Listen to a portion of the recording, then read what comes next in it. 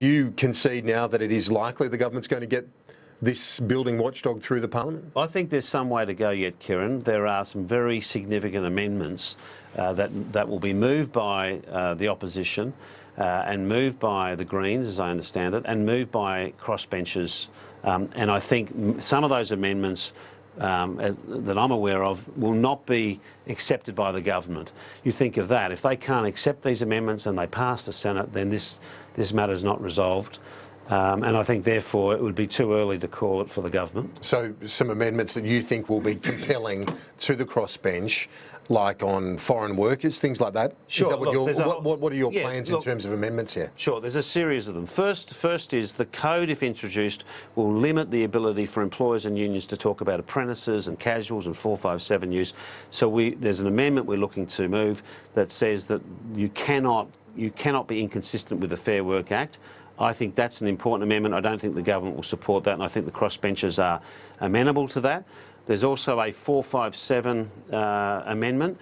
We know that there are thousands of construction workers coming out of the mining sector because of the phase of construction is coming to an end, and they're unemployed workers in Perth and Adelaide, Melbourne, Sydney and the like, and they will be obviously looking for work, and we want to make sure that employers demonstrate that there is a shortage before they look overseas. And you think you'll get the support of Xenophon and co on that sort of measure? Senator Xenophon, Senator Hinch, One Nation have said they're concerned about locals getting work. Here's an opportunity for them to support an amendment that will make it an obligation for employers to look local first. I think it's a pretty reasonable obligation. Would that be a deal breaker for the government? Well, the government likes to say they're concerned about local workers. If they don't have a problem, then the amendment won't be an issue. They'll support the amendment.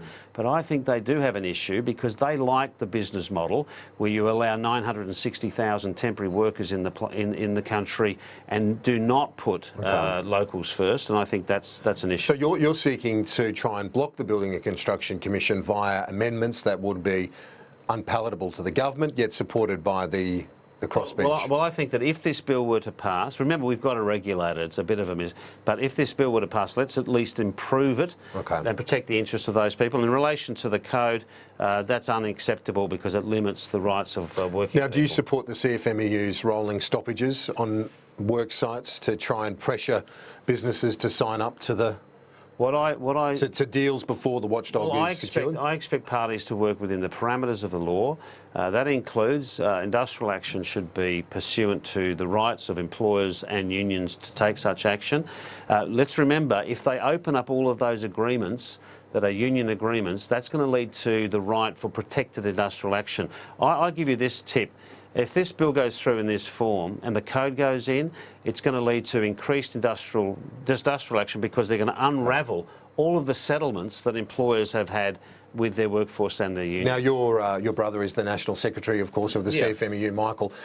He and his union have secured deals with some companies like Lend-Lease that would essentially now preclude Lend-Lease from obtaining Commonwealth contracts. Does this create a disparity within the construction sector if the building watchdog does go through? We're going to have two sets of rules, and what's going to happen is the government, as it's intending at least now, up until this point, is going to blacklist or blackball companies who've lawfully entered into agreements before the code is introduced. To circumvent the code. Or to say that we're going to now punish you for lawfully entering into agreements before the code was even introduced by not allowing you to tender for taxpayer-funded projects.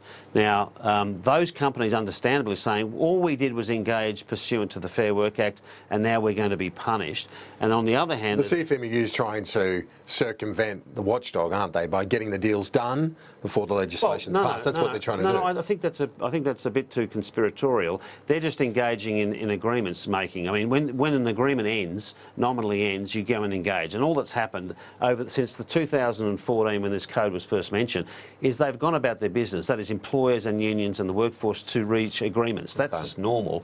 But what isn't normal is you retrospectively apply a code that's going to be issued by the minister that's going to deny these companies the right to tender for Commonwealth projects, literally blacklisting companies because they've actually lawfully engaged in enterprise bargaining is a terrible indictment on the government, and it's going to cause enormous mess in the industry where you're going to have one set of companies denied and you're going to have another set of companies allowed to get in. Just finally, I want to ask you about the culture in the union movement, because if you and I, anecdotally have spoken to members of the business community, particularly in Melbourne, who say that the construction unions remain obstructionist and that the militant culture within the union still hampers their businesses from operating effectively. Do you accept that remains a problem that authorities still need to deal with? Well, of course, if there's people firstly, if people breach the law, there's penalties that should apply.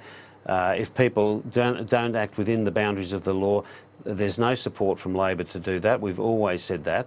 I think it's a misnomer. I think there's an obsession that some parts of the media have about one industry. It seems to be that all of the wrongdoings of the banking industry amount to nothing if I was to read the newspapers, and yet there's an obsession and focus on one industry. And I think quite often it's overstated, Kieran. If you look at it, most of the breaches to which they refer are small civil administrative breaches. The sort of language being used by the government is inflated, all to the one point, and that is to dismantle the ability for workers to negotiate collective bargain agreements and to deny workers' rights in an industry, and I think that's unacceptable to Labor. Brendan O'Connor, appreciate your time. Thanks. Thanks, Kieran.